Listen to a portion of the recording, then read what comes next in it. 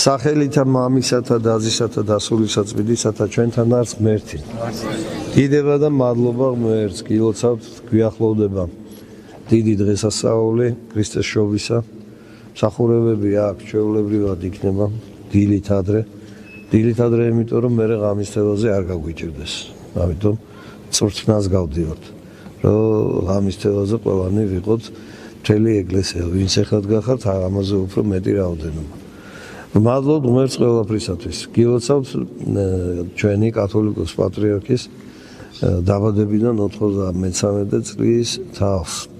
და ღმერთს ვთხოვთ, რომ ჩვენი პატრიარქის ღერძელობა მრავალჟამიერი იყოს და მისი ლოცვა-კურთხევით გაამთლიანოს და გადაარჩინოს საქართველო და ჩვენი ერი. დღეს საკითხული სახარება იწყება მაცხოვრის გენეალოგიით. რატო? იმიტომ რომ იმ დროინდელ ებრაელების შორის ურწმუნოება იყო და არ თვლიდნენ რომ ეს იყო და ეხლაც უმეტესობა, რომ ეს არის ის მესია, რომელიც უნდა მოვიდეს და ამიტომაც თავიდან იწყებს მახარებელი მათე, რადგან თავადაც ებრაელი იყო იუდეველი, რომ თვისტომთათვის უფრო გასაგები და უფრო მისაღები ყოფილიყო. რა თქმა უნდა იმ დროს და მერე ძალიან ბევრი იუდეველი მოეცა ქრისტიანობაზე, მაგრამ არის ადამიანების დიდი რაოდენობა, რომლებიც არა მხოლოდ ებრაელთა ტომიდან, არამედ სხვა ადამიანებშიც არიან ისეთი ადამიანები, რომლებიც დღესაც არ აღიარებენ. ან სექტანტები არიან. და ეს ახსნა სახარებაში გენეალოგიით იწყება, იმიტომ რომ მათთვის თანამედროვეთათვის ყოფილიყო საცნაური, რომ იესო, რომელიც დაიბადა ბეთლემში, რომელიც იშვა, არის ის მესია, რომელსაც მთელი ძველი აღთქმის წმინდანები მართალნი ელოდებოდნენ.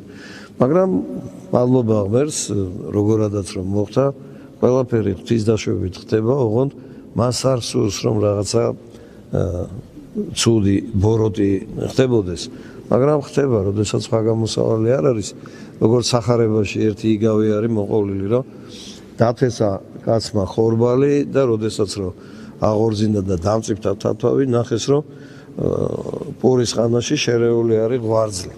და ეს ღვარძლი გავს ძალიან გავს ხორბალს თავთავს.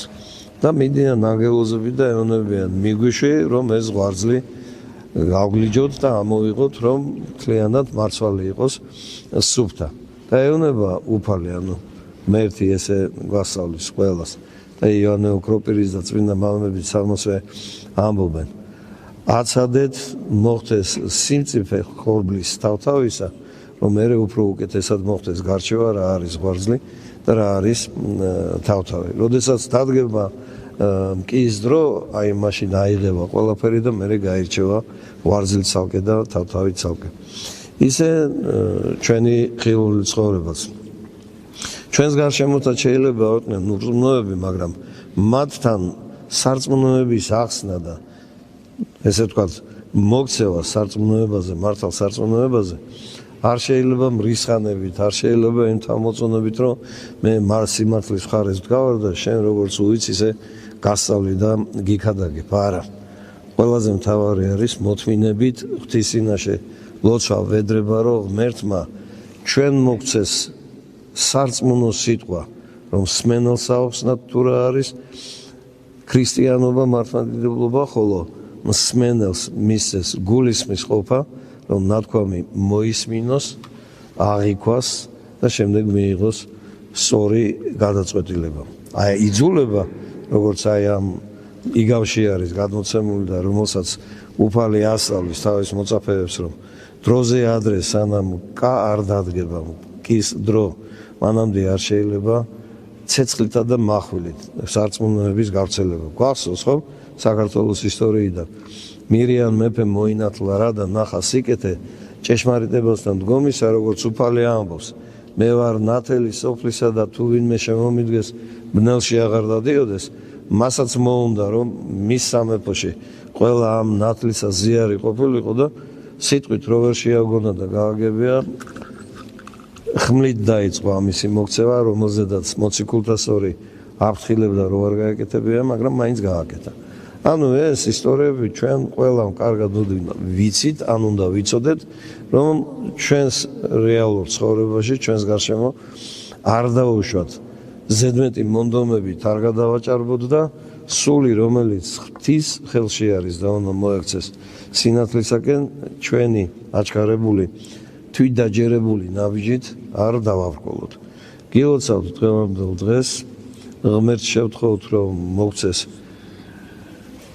გულის მისყოფა, განსჯის უნარი, სიმშვიდე და სასვეობა ღვთის შეწევნისა და მადლიერება უფლისა მიმართ, რომ ჩვენი ცხოვრება პირველ რიგში ამ სინათლის გარეთ არ დარჩეს და ღვთის წყალობით ჩვენი ყველა სიტყვა იყოს პირველ რიგში ჩვენი სულის მკვებავი და მაცხოვნებელი გზისკენ მიმართველი და არა სხვისი მომაქცეველი.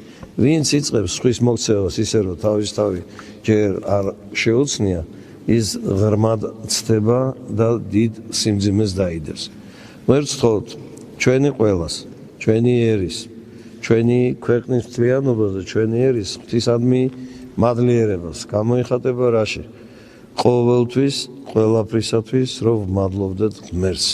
გვაქვს თუ არა გვაქვს, ვმადლობთ ღმერთს, იმიტომ რომ მიზეზი ერთი კი არ არის, თუ კი არ გვაქვს ან განსაცდელია. მიზეზი ჩვენ ვართ თავად. თუ კი რაღაცა განსაცდელი შეგვეთხა, ჩვენ ვიყავით ამისი წინაპირობა. მაგრამ უბრალოდ აღარ გვახსოვს რამ განაპირობა ეს. ამისათვის სიმშვიდეს ვითხოვთ უფლისაგან და მადლიერებას ღვთის მიმართ, რათა ერთი და გული და ერთი პირით ყველანი ერთად ვადიდებდეთ და ვმადლობდეთ მამასა და ძესა და წმინდა სასულსა, აჯ და უკუნისამდე. ამინ. ჩვენთან არის ღმერთი.